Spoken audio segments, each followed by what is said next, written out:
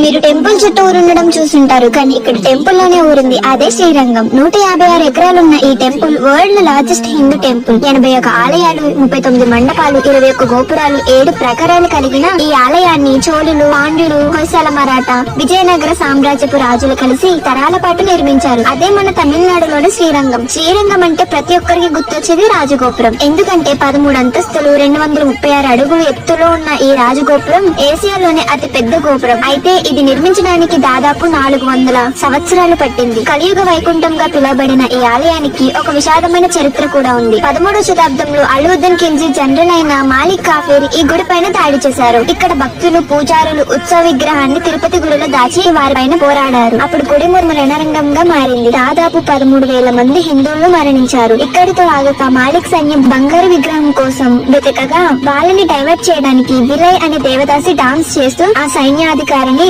గోపురం పైకి తీసుకువెళ్లి చంపుతుంది. తను కూడా అక్కడి నుంచి దూకి చనిపోతుంది. మీరు చూస్తే 20 గోపురాలు రంగులతో ఆకట్టుకుంటుంది, కానీ ఈ యొక్క గోపురం తన త్యాగానికి గుర్తుగా తెల్ల సున్నం వేసి ఉంటుంది. శ్రీరంగం ఒక ఆర్కిటెక్చర్ మార్వలే కాదు, ఎన్నో త్యాగాలకి నిలువు. మీరు ఇలాంటి అద్భుతమైన చరిత్ర గల గుడిని దర్శించుకోవాలంటే ఖచ్చితంగా మీ ఫ్రెండ్స్ అండ్ ఫ్యామిలీతో ఇక్కడికి వెళ్లి విజిట్ చేయండి. ఇలాంటి చరిత్ర గల గుడులకి చాలా మంది భక్తులు ఎక్కువగా వస్తూ పోతూ ఉంటారు. ఇక్కడ బస్సెస్ కానీ